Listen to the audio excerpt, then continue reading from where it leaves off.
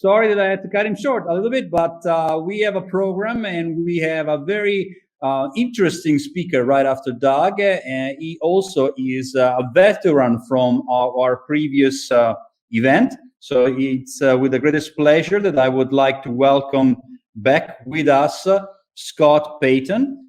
And also, I'd like to remind you and inform you that Scott Paton is also from Canada. He's the executive producer of Designer Web Solutions. He's an international speaker, of course. Scott launched his first online video course in January 2014. And now has over 300,000 students in 200 countries enrolled in one of his 130 courses. Scott works with time-strapped experts who want to reach thousands of excited students with a proven 3-hour production process. His range of subject areas is wide, including stock option trading, alternative health, EFT, weight loss, very interesting in that, golf, financial planning, real estate, marketing, and relationship. The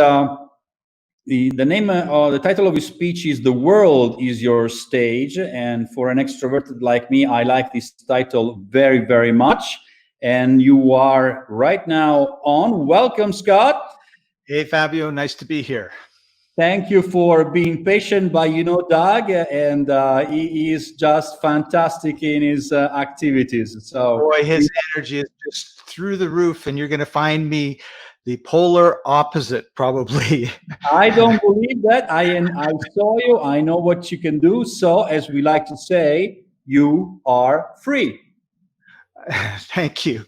And you're all free too. And I really appreciate all the interaction that's been going on in the group. And so I would appreciate it if you would just put kind of a hi in the chat so that I know that you're there.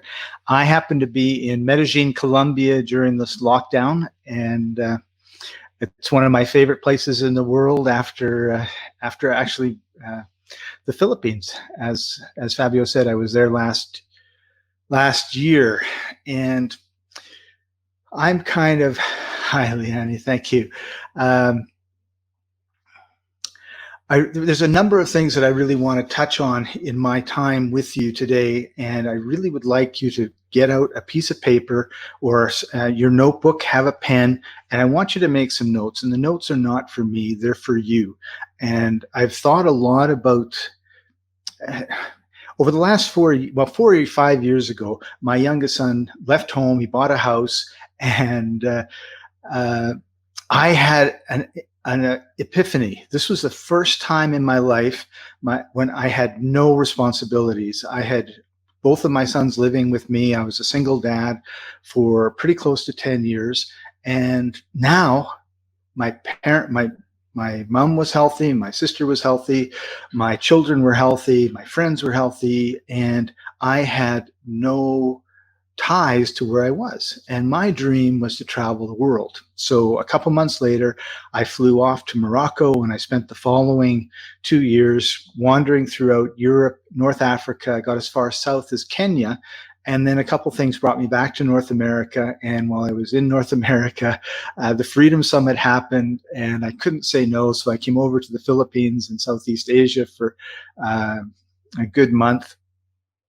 And when I got back, I decided I really wanted to see South America. I got to Colombia when we had this shutdown. And basically, I have set my life up to be able to do my work anywhere in the world, because what I wanted to do was spend some quality time in other countries to see the beauty of those countries, to meet the people, to experience different cultures, different languages, and it's been just amazing.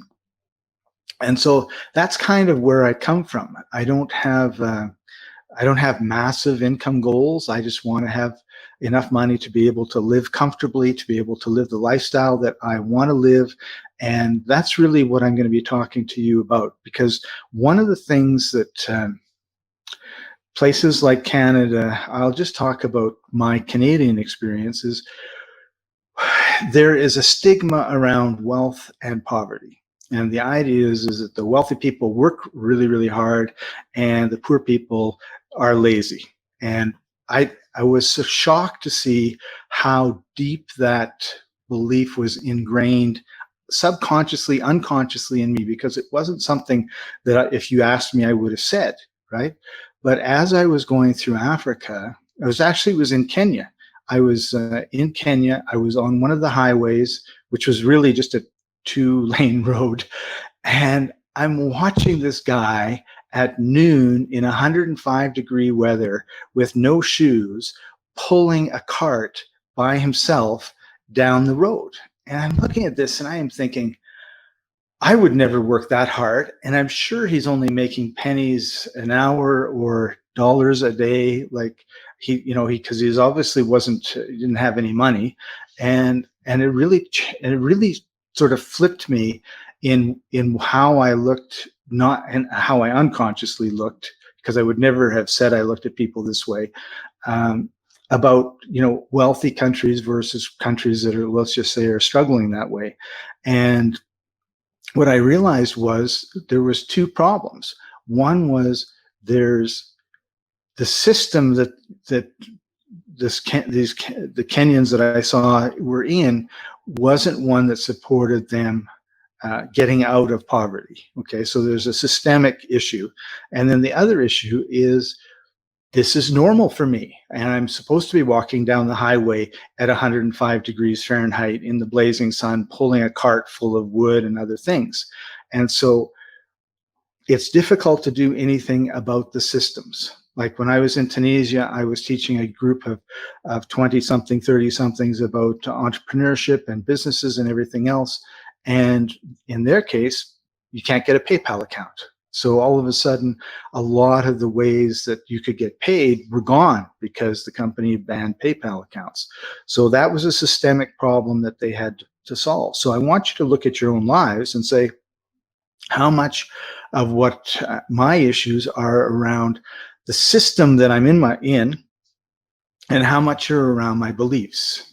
And you can work with your politicians and everything else to try to split the system. But once you understand the system you're in, then you can do something about it, right?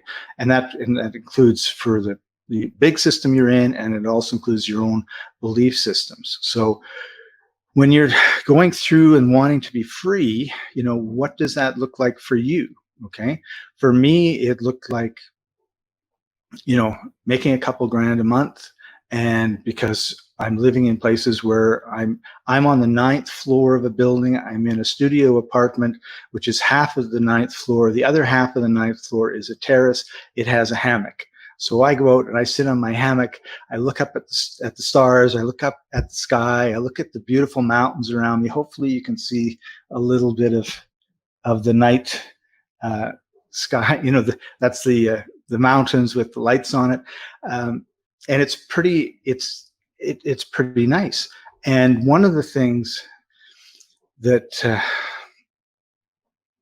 important is that you just heard was, if you serve a lot of people, if you help a lot of people, you get rewarded. Okay. So a couple years ago, a friend of mine said, I have a client, Scott, who has a problem. And I look at myself as a problem solver, right? And can you help them? They need to have a podcast. They need to have this, they need that. I said, sure, I can help them, right? And 2 years later, I'm still looking after that client. I'm producing their podcasts. I'm producing their YouTube videos. I'm doing a whole bunch of other stuff. They have me on their marketing team now. And he told his friend what was going on with him and what he was doing. And the friend wanted me to do the same thing. And then he told another friend, and he told another friend, and he told another friend. And the next thing you know, instead of just having one client and kind of, going through life, everything is easy, I can handle all the work in a couple hours a day, I had 6 clients. And that was way, way too much work for one person. And I had tried, I'd been 20 years as a grocery store manager. I had 300 employees. I had 22,000 customers going through the turnstiles every week. When I left that 20 years ago, I didn't want to work with anybody. I wanted to be alone. I'm as Fabio said, he's an extrovert. Well, I'm an introvert that sometimes acts extroverted.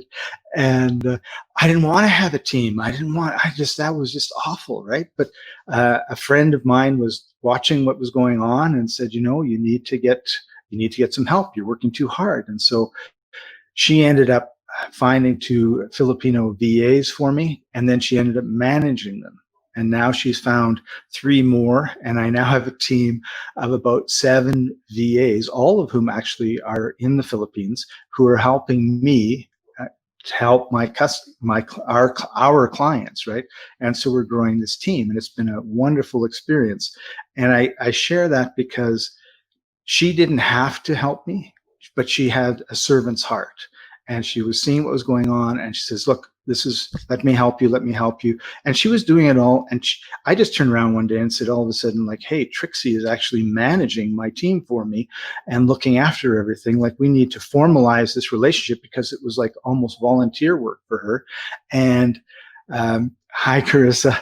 And that's what we did. So now I have a manager, I have a team, and we're growing, because now I can handle more and more and more people. I can serve more and more people, and more money is coming in. So the takeaway, the key takeaways that I want from this part of my conversation with you is, you never do anything alone. Even if you're the only person in the room, like right now, I'm the only person in the room, but Cecilia is looking after me, making sure that you can see me. Fabio is hosting. Somebody made this platform, and somebody's maintaining this platform, and we have the internet, and somebody's making sure that the fiber optics work so that I can actually have my image here in South America, appear in the Philippines or Southeast Asia, or wherever in the world you happen to be watching right now. So we're never alone. We think we are, but we never are. So the next question is like, what sort of people do you want to have on your team, right? And in my case, I want people who are hardworking, that are lifelong learners, because that's kind of what I am. That have a servant's heart, that want to serve people, that want to help people, want to make a difference in the world. And I have this list. So I'm a big list and goal setting person. I think you need to set goals, and then you need to not worry about whether you achieve them or not, because when you set the goal and you work towards that goal, your subconscious mind makes 95% of the decisions that go on, right? So 5% is our conscious mind. And this is one of the reasons why I want to be a millionaire. I really want to be a millionaire. It doesn't really work, because most of us have this conscious mind that says, yes, I want to be really successful, and a subconscious mind that says, I'm very comfortable right here where I am, because this is safe. I'm living, even though it may be a terrible situation, right? So you have to understand that when you want to know what you really believe, you take a look at your life and you see where you're at. And if you're not where you want to be, then you have to start working on your belief system and on yourself, because you have what you want, okay? And the question isn't, how do I get something else? The question is, why do I want what I have? Okay, so if you've got a bad relationships, if you've got a bad job, if you've got a bad situation, like if you start from, hey, this is what I want, okay? Because I have what I want. Why do I want this? Okay, and how can I work with my subconscious to get something different?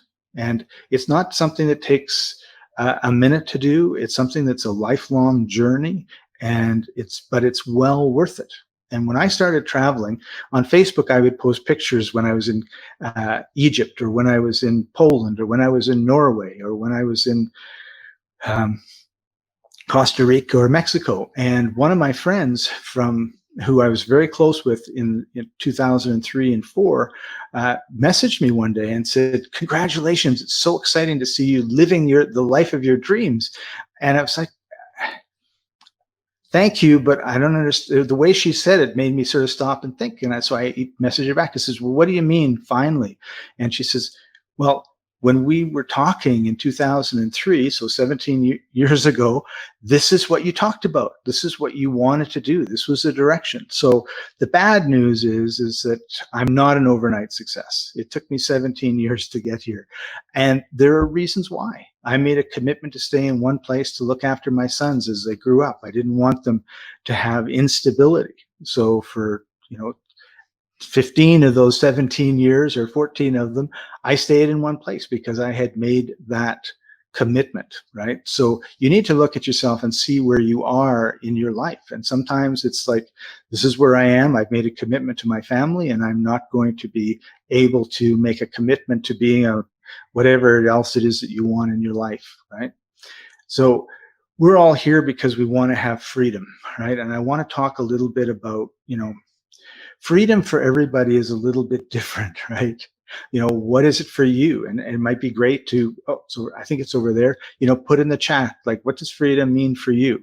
And for me, it means having enough money to do what I want to do without having to spend 24 hours a day creating it. And there's a combination here of passive incomes, which are incomes that come in. Basically, you do something once and the income comes in over and over again. An example of that would be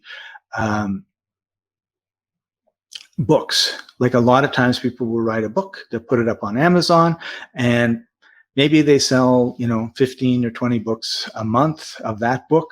And maybe they make, I don't know what they would make. Maybe they make a couple $100 or whatever, but they made the book. They don't do anything else. And this $200 comes in and comes in and comes in. And so and let's just say that's what happened. When you wrote a book, you put it up on Amazon, you made $200. Well, let's even say $100. Well, if you wanted $1,000, what do you have to do? Write 10 books, right? I'm a firm believer in massive action gives you massive results. So Fabio had mentioned that I am a video course producer. I didn't mean to be one. It wasn't one of my lifelong goals. But a friend of mine said, Scott, you're a podcast trainer. You're like one of the first people. 2005, I started podcasting and started teaching people about it. You need to do a video course. And I said, well, I have a 3-page PDF that explains it. And he sort of looked at me and said, no, make a course. So I did, and made this course. And in the process of making this course, it was like there was a closed door in my room of my box that I'm in, because we're all in boxes. And it opened up, and it was like, wow, like, there's a great opportunity for online training by making these courses.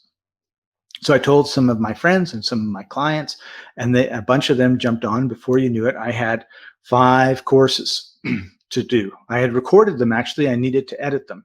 I had done everything for my own course. And I thought, if I have to edit these, they'll never get done. It's not going to happen. So I found a video editor who happens to live 4 hours outside of Manila. I'm not sure which way. And so for 5 years, Sherry has been editing my videos. I create the videos, record the videos with my clients, with my co-instructors, upload it to a server. She downloads it. She finishes it all up and posts it on Udemy or on YouTube, depending on what we make. And she does an amazing job, a way better job than I could do, right? And this was part of the cracking of my self-belief about I have to do everything alone, right? Because she started it, right? She was my very first support person in my business. So now I have over 130 courses. I have over 340,000 students. I have over 1 million. No, it's not. Is it 1 million? 1 million enrollments, which means people have taken more than one of my courses. And it's absolutely amazing to me that this had happened, because I had no idea. But it opened up a whole bunch of doors, because as a course producer, and particularly one who had a course on podcasting, I called it Power Podcasting at the time, it positioned me as an expert. And now, instead of knocking on doors, hey, do you want a podcast? Hey, do you want a podcast? Hey, do you want a podcast? No, thanks, no, thanks, no, thanks. It was, Scott, we heard about this thing called podcasting, and we understand you're like one of the world's top experts on it. Can you consult with me? Can you help me? Can you whatever, right? And so I ended up coming up with a program that made it easy. In other words, a template that made it easy for people in 3 hours to create a course. And then I also made it easy for people to create podcasts or video shows and that sort of thing. And it grew. And that's right, love. Success is not overnight, but you humbly work on it without counting the time and cost. Thank you, love. That's absolutely right. So my point in all of this was, first of all, you need to be an expert. Okay. When I was at the first, let's just say the first, because it wasn't the last, and this isn't going to be the last either, Freedom Summit, I would be talking to people and say, like, who are you, right? Or like, what is your job, or how do you what do you call yourself, right? And VA was the word that they used. Okay. So I think that's a huge mistake. You should not call yourself a VA, because in Canada and the United States, a VA is somebody you pay $5, maybe $10, that does a bunch of work. And that's going to be really hard to make a living, right? And usually they don't get the $7. Usually they get, less. I don't know how that all works with Upwork and everything else, but you're not going to be making the full amount. And that's a low paying job. Whereas you may be really, really good at managing calendars, like someone's calendar and their schedule, or you may be really good at finding great places for people to stay when they travel, or you might be great at editing something, text or editing videos or whatever. And I had a friend contact me, and he was trying to get people to join his podcast. And he says, like, Scott, what do I call myself? Right? Like, I'm kind of like I'm the host. I do everything. And I said, Dov, you are an executive producer. You are the executive podcast producer of the Dov Barron Show. And you could tell he's chest puffed up and he was all proud of, yes, I'm the executive producer. And that's what you have to do. You have to give yourself a subtitle that is like a high prestige. And I don't actually know what the right word is, right? Like, I'm an executive podcast producer. I'm an executive course producer. And what that means is that I do a lot more than just push the record button. And it sounds really good. If I just said, hey, I'll make your podcast for you and edit it, then, okay, well, here's a couple $100, right? But my clients pay way, way more than that each month for me to look after their stuff for them, right? So I have, first of all, the massive action. I've done 50 odd podcasts as a host, as a producer, as a co-host. I have over 130 courses that I've created. So when it comes to producing all of this stuff, there's no doubt, right? And I never tell anybody what I do. The only people that I work with are people that are recommended by my clients. If you don't know my client, you're probably not going to be working with me. And hi, Ricky. Good to see you too, buddy. And so I'm very, very clear on who my ideal client is. My ideal client is somebody who has very little time and is willing to spend 1 hour a week with me to create a bunch of content that becomes part of his podcast, part of his YouTube channel, part of his blog, part of his next book, part of his next course. And then we end up creating that. I create a plan for them, and then that's what we create, right? Then they're very happy because they know exactly. I tell them, this is what you're going to be talking about this week. And then I push the record button. They talk blah, blah, blah about it. I push the stop button. They say, thank you very much, Scott. See you next week. Because they don't have time to learn video editing, to learn how to make a podcast, to learn how to set up this stuff, how do you get a transcription? How do you edit a transcription? How do you make a good title? I mean, how do you make good images that go with it and all the rest of it? So that's my job, right? And so I look after everything for them. And what happens is I need help. So fortunately, Trixie and it looks after finding the help for me, because she's in the Philippines and she knows lots of people, and it works out really, really great that way. So, but if you want to create freedom in your life, you need to think about, okay, how am I positioning myself? And you need to position yourself as an expert, which means you need to become an expert at something. All right. And what is that? So there's lots of things that you're good at now. You need to sit down, be self-aware, get out your pen and paper and start writing down. These are the things that I'm good at. What do I want to learn? We live in an amazing time. You can go on to YouTube and you can find out a ton of stuff about anything. So as long as you have, a Wi-Fi connection that you can use, because if you're using data, I think that could be a little expensive, you can learn. So then you pick on something that you want to learn. And I do a lot of video editing, still, even though Sherry does most of mine, I still dabble in it, everything else. And lately I've been going on YouTube and watching videos on how to do stuff on Final Cut Pro. And I'm amazed, right? Because wow, I've had no training on it. And I also like to take pictures, and I have an Olympus camera, and I found two guys that post every week on Olympus cameras and how they take pictures and how they manually set and do all these things. So I'm starting to learn that, and there's no cost to it, right? So I think there's no excuse for not learning and practicing some skill, and you need to learn and practice one skill. Get really, really good at that one skill, okay? And it could be, how to do Facebook ads. It could be search engine optimizing, keyword research, or whatever. And if you become like the number one person in that field, and you're never the number one person, right? But you're the number one person for a lot of people because they don't know who the number one person is and they can't find them ever. Then you're going to be able to serve a lot of people. And that's the trick. Now, I don't really recall how much time I have, or when I'm supposed to be done. So if Celia could just pop it in the private chat and let me know. I said the world is your stage, okay? So I want to share with you some 3 streams of income that you could start on now. And unfortunately, tomorrow you won't be a millionaire if you do this. Probably in a month or even a year, you won't be. But I think if you persist at it, you will find that you're starting to create. First of all, what happens when you start creating stuff is you learn. You learn how to do it, you learn how to do it better, and you become a lot better at it. And when you do that, people want some of it. Like there's somebody that needs every skill possible in the world. And if you're really good at doing that, then they're going to be looking for you, and hopefully they can find you and you can do it. But having said that, the others, that's just working for someone and being of service. And that's a big part of who I am. The other part of it is passive income. Okay. And the way that you do that is like you write a book and put it on Amazon.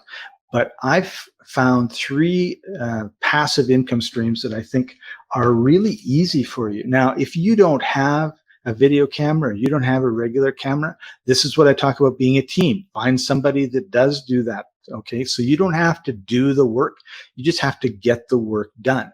So stream number 1 is Amazon Prime. Amazon Prime will pay you pennies per minute watched, okay?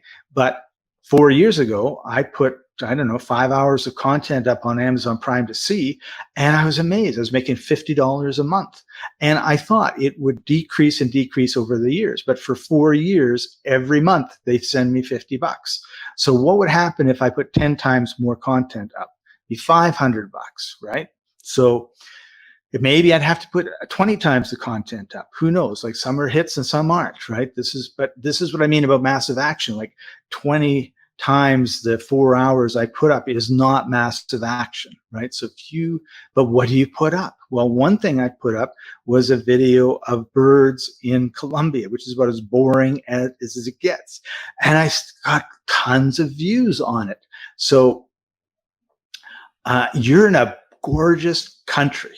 You can take pictures, you can take videos, you can show it all off, you can get it produced nicely and put it up on Amazon, and you could put thousands of hours up on Amazon Prime, and you and your team would be getting whatever amount of money that is and split it up.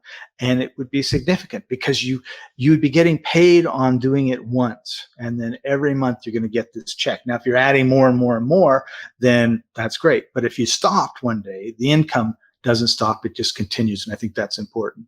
Second one is low content books or calendars. Like you can take beautiful pictures of beaches, make a calendar, put it up. Beautiful pictures of whatever, birds, put it up.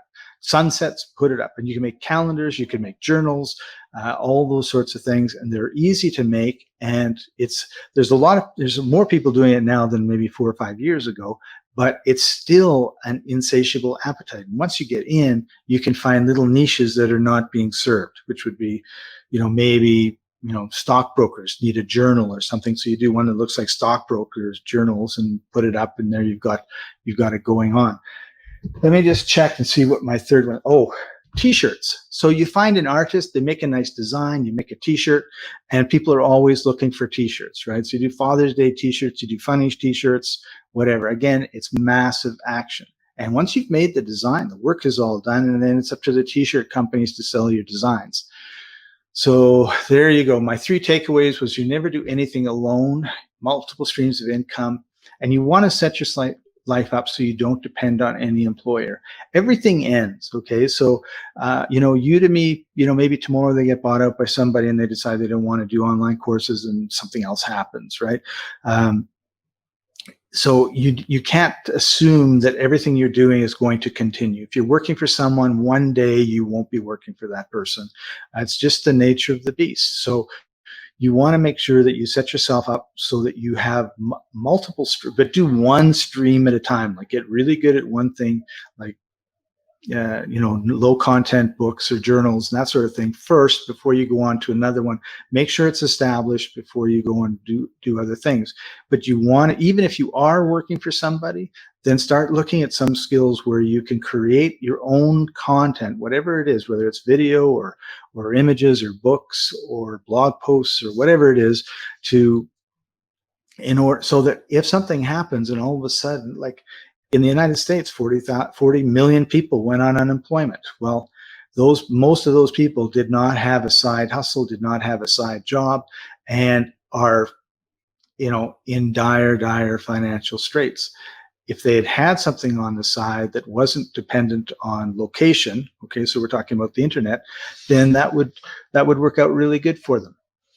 So the world is your stage. You can create tons and tons of amazing video content. You can be the star of it if you want. Someone else can be the star of it if you want. And the information, the creation, whether it's educational or entertainment, will go around the world.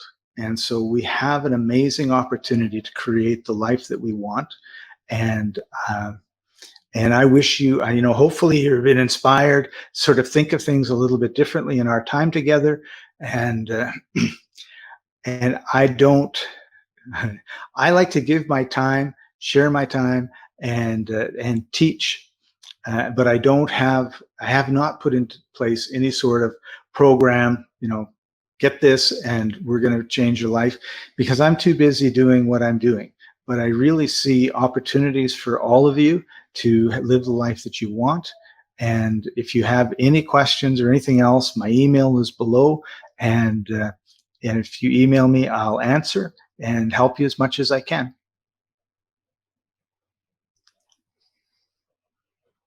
Thank you so much. Tinkering with am I on? Yes, I am on. Thank you so much, Scott. What I can say about your presentation is that rang genuine. You really sounded like somebody that actually went through all the experiences that you went through, and you decided exactly where you wanted to be. When you wanted to take responsibilities for your family, you did. When you were working in a very fast-paced corporate world, you were there. And then, you had the time to experiment and do other stuff. And I think this is quintessential Freedom Summit Global, because yes, we are looking for success, but success can be defined in so many ways. It doesn't mean to have $50 million in the bank. It doesn't seem to have a major multinational empire, but it's to be at the time of your life. And this is something that maybe the two of us can understand a little bit better, because maybe we've been around the block a few times. Yes. There are many of those who follow us, including Celia, who is very young, very, very young, that maybe they still have to experience that. But I think that looking back in your life, there was a moment for everything. And freedom is to do whatever you feel doing it, aligned to it, considering the responsibilities, because you have taken responsibilities to your family, to your career, to your people, and so have I. But I think you can understand that also in retrospective, and it's much easier. But freedom, as I was saying before, is all about options. And you have given options to people. You have given many different ways of understanding how you can be free, how you can be successful, how you can be you. And also, we like to think that we never change, and there's a part of us that never changes. But also, we want to be different people and different persons in different moments. And I think that came through so genuine and so crystal clear that I was almost moved to tears. Well, thank you, Fabio. Because it was not absolutely fake. So I would like, what's going on? Celia is pushing the button. Celia is in control. She's in control. She's in charge, and I know she's going to be coming out very soon. But I would like to thank you very much for being with us. I'm hopefully going to see you again next year or even earlier, because we have connected. You have been working with Filipinos that you have met during the last event, correct? Yes.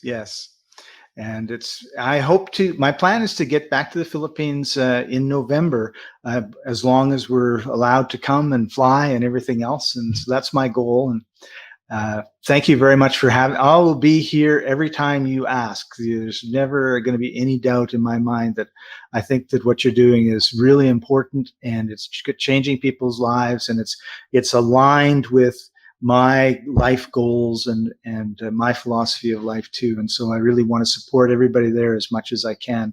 And so when Celia asked me about this, it was an immediate yes. Don't care when or where, just tell me what I need to do and I'll be here. And hopefully everyone's got some. You have given us many nuggets of wisdom, and I would like to say goodbye to you on one of them that I wrote down: no excuse for not learning. I think this is a fantastic one. And, I think there's an American way of saying you can't teach an old dog a new trick. But it's my experience that even this old dog has learned so many new tricks when other people thought they couldn't. And I enjoy myself. And what I enjoy in the road of being a digital entrepreneur is that every day I'm learning a new skill. And it's not easy. it's not very an easy process, but the achievement and the fulfillment of learning is something that gives me joy, and I think it gives joy to you as well. It does. Learning is great. And also when you're teaching somebody something and they go, oh, now I get it, is also a really good moment for me. All right. Thank you so much, Scott. Take care, and we'll see you soon. See you soon, Fabio. Bye-bye. Thank you, Celia. And thank you, everybody, for joining us. Good luck and enjoy the rest of the Freedom Summit.